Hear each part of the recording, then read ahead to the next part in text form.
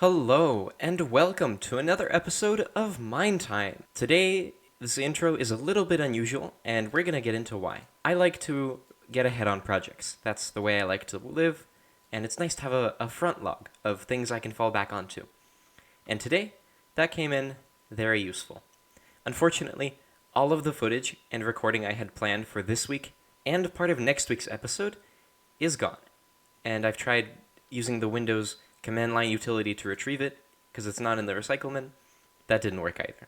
So we're going to wing it a little bit and we'll still try to make it interesting. What I'm thinking we should do is show you the changes that have appeared and then show relevant footage as it happens from what I have remaining. We'll get to this soon.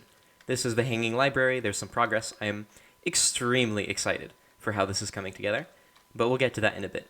We're going to catch you up on what's been happening on MineTime since the last time you've seen us. We had an iron project, and that was the theme of this week's planned video. We had this villager breeder we constructed, and we've got this portal. This portal on the other side is now connected by rail to our mushroom island, the industrial area, and that's this path right here. And it's also now connected to my home base. Let's start with the home base, and we'll show you the mushroom island next. We've got this nice staircase made of smooth stone bricks. It's possible for me to make this quickly because I now use my Silk Touch pick primarily for everything. Yeah, since the last episode, you might notice several upgrades into netherite. I have a netherite pick for Silk Touch because that's my main mining implement, and I have netherite helmet and boots. We've been mapping a lot of the world. This is the main area map, and we were also extending it out into the base of Senor Diogenes, and our plantation is down there. Flamefeather's base is somewhere here, so we'll keep mapping. We've been selling these maps as part of our upgrades to the Lamborghini, and I'm sure I have some relevant footage that I'll show you in a bit about some fun interactions there. This is our post office, and we have this ender chest now. We have enough ender eyes and blaze powder from the nether that we can make ender chests. So I thought it made sense to put one in the post office because it's like you're dropping off your post into this interdimensional storage. It'll be on a platform eventually. It's interdimensional, but still affected by gravity. So we'll resolve that soon. Outside of the post office, fittingly, there's a mailbox. We have a new mailbox. It's got beautiful green font. It opens and closes. It functions. And it has a mail lever as well. I've been experimenting with some bees. I decided that I wanted to cultivate bees in a safe environment so they didn't fly away. And that's what this is. We've got a nice patch of green glass matching in with the surroundings so it doesn't stand out too bad, but also so the bees get sunlight. And we can head on inside using this tunnel here. We're gonna experiment with the design of this place a little bit more. I'm pretty happy with the ceiling. It all started with mangrove wood, and then because we have an iron farm now, we can make smithing tables, and their base as decoration is one of my favorite textures. We are using blackstone in between the two to bridge them.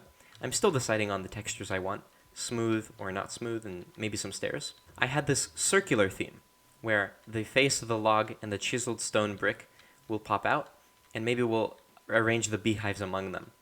The beehives have these little gray dots, which I think suit the stone well. So maybe we'll have a wood and a stone texture and color palette. We'll see how it goes. The bottom here is the composter texture.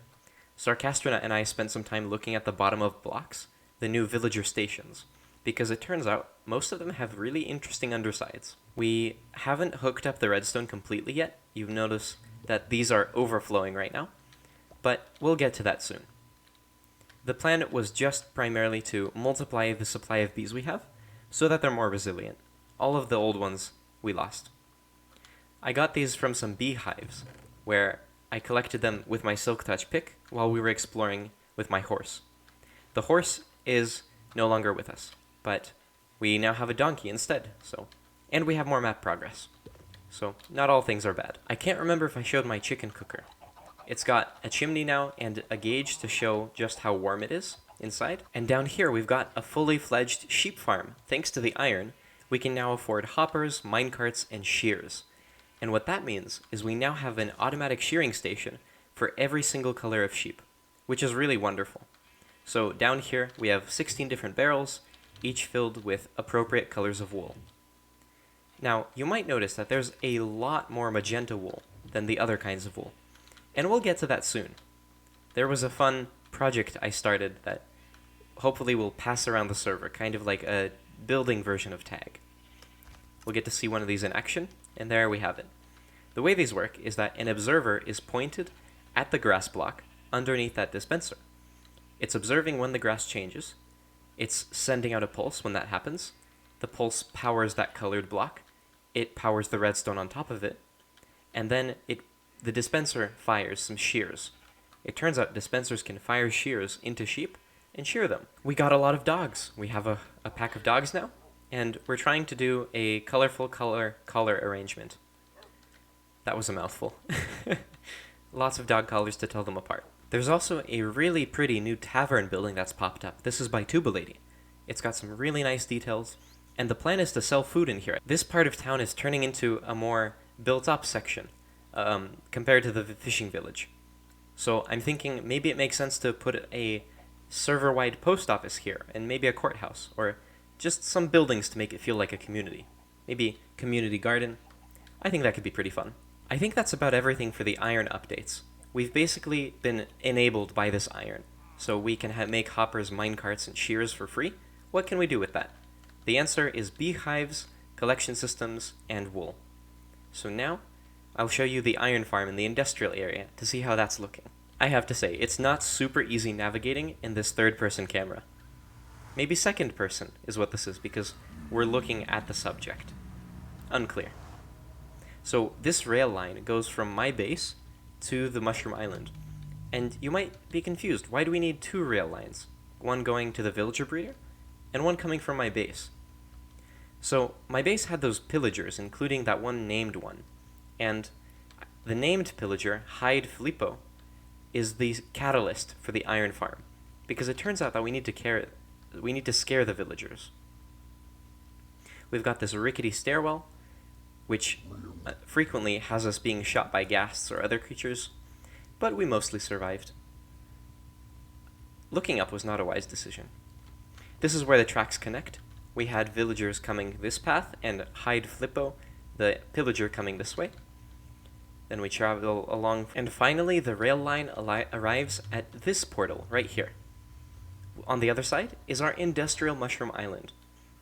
The thinking is that the fungus that's taken over is due to the toxins that have been released by the foundries and factories of this area.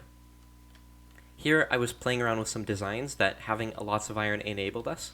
Chains, bars can make vertical struts and rebar, and we can now have pressure plates and doors made of iron. This is our iron farm, and the way it works is there's a pillager or a zombie scaring villagers on a piston. I'll link the iron farm tutorial I followed in the description so you can build this too. One important thing to note is that it needs to be off the ground. There cannot be blocks, solid blocks, higher than this level here. Otherwise, there's a chance golems will spawn here and break the farm, because the villagers register this golem hasn't died. It's a simple design, but it's good enough for now. As we expand the industrial area, we're going to put material farms over on this side, maybe an upgraded iron farm somewhere over there, and we're going to make a farm out of that ocean monument. I've never made a guardian farm before, but I'm really excited to do so. The materials that it gives us, the prismarine color, is a nice blue stone that has variance, and that would look beautiful in the mesa. That orange and blue contrast is a color combination I'm really proud of. I think we're going to use those blocks for my main base once I get to that. I have some plans, but I'll show you another time. Unless that footage gets deleted too, of course. Now it's time to head back to the mesa and that hanging library thing I'm working on. As we head back, let me show you what I got up to with my friends. Ironically, now that we have an iron farm, making more rails won't be as painful. But you better believe that the first time, before the iron farm, as I was transporting these mobs to the island, I was having such a hard time finding this. I needed to go mining for hours, and there were adventures. As we come over this hill, you'll notice there's a new addition to Sarcastronaut's base. I'll tell you more about this guy in the video clips that I'll show, but basically, I want to exchange pranks with server members.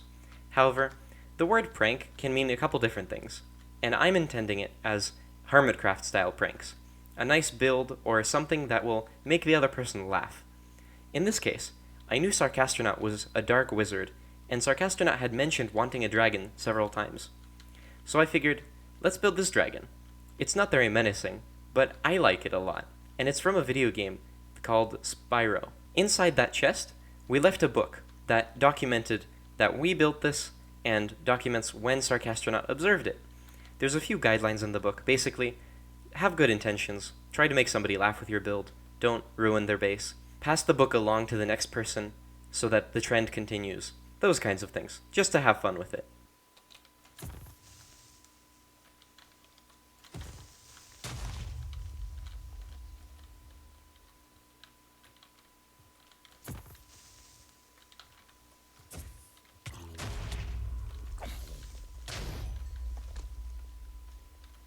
I was trying to farm a music disc, instead I got 3 holes. I guess instead of getting a record, I set a record for most failed attempts in a quick succession.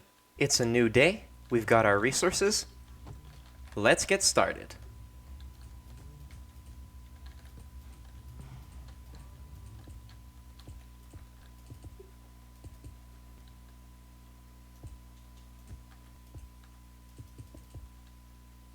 And there we have it. Spyro the Dragon is in place. I'm really pleased with how this turned out. This is my first 3-dimensional creature, and I did have some reference photos I looked at. Spyro is from a game, purplish magenta dragon with yellow and dark yellow and orangish wings as leather fabric. I'm really happy with the lighting that we just added.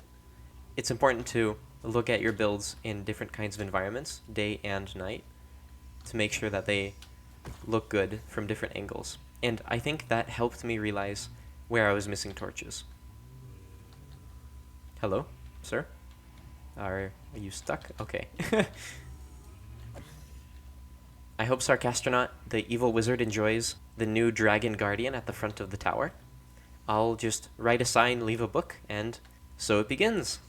I'm excited to see what comes next. I really like the pose, with the front legs standing as if guarding the tower, the tail slightly spiraled, hind legs firm. Very good. Let's give Spyro some treasure to guard. There, that sign looks nice, and inside, the build book with instructions. I'll flip through the instructions real quick. It'll be good to get a glow ink farm. This ink looks really nice, and I'd like to have more of it. I'm not actually sure what it's like farming glow squid. I think they spawn underground in complete darkness and water, but besides that, I'm actually not sure what kind of conditions they need. Something to think of. What a fun and enjoyable project. Yeah, I hope this catches on. I hope more people are interested in this kind of thing. Even if not, I'm very pleased with how this turned out. Alright, time to go work on the hanging library. I am a ninja. The skeleton has no idea I'm here. Alright, let's set the ambush. Oh, the skeleton got suspicious. I missed! Skeleton has no idea we're here. Very short-term memory. Back to patrolling. We didn't miss. We are phenomenal at this kind of thing. Oh yeah. The best in the business. You might wonder what we're doing here. We are at the site of the soon-to-be hanging library. I'm marking up where I want the hanging library to be, roughly, with this netherrack and scaffolding. Let me show you. Here's our villager breeder, and over here are the hanging library structures. This is going to be a large bookshelf, this one as well, and this one might be a bookshelf or something different, in a different style. These 2 pieces of scaffolding, these short ones here, represent where I want large chains to hang down, one back there and one from here, supporting more bookshelf-like structures. Let's take a look from over there on the cliffside, where people approaching would see it. So imagining I'm someone who's approaching and it's just coming into view.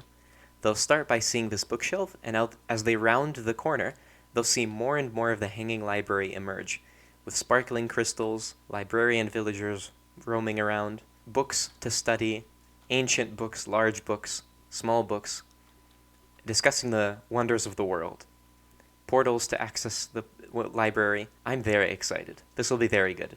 I do like how it's reasonably far off the ground as well, so it's not super clear how to approach it at first, and that's where the portals will come into place. We're also going to try to leave that gap open so that once we get Elytra, the wings, we can fly on through and land gracefully.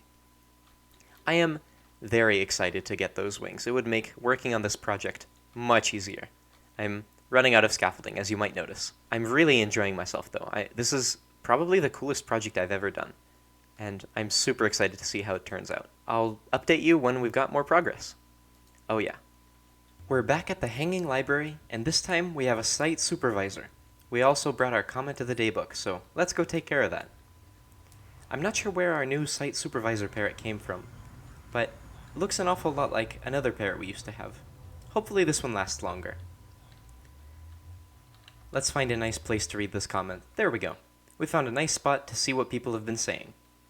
Our first comment, or I should say third comment, is from Tuba Lady, who says, "Yo, the camera angles!" This refers to the replay mod, which I'm starting to learn to use. I am quite excited about the replay mod. It's a nice way to see what happened from another perspective, and even do some cinematography in Minecraft. The editor is native to the Minecraft game window, which makes it very easy to edit these videos. Highly recommend checking it out. Thank you, Tuba Lady.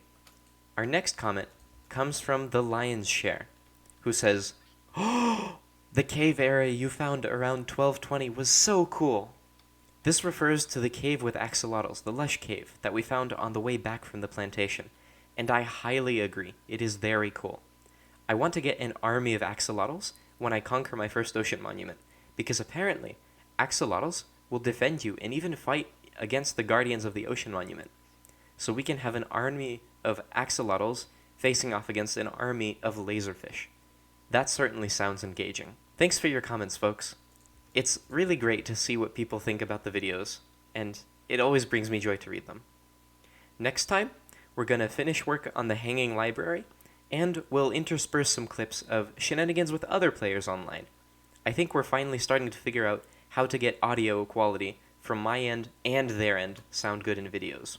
So look forward to that. Until next time, my supervisor TB2 and I have some work to do.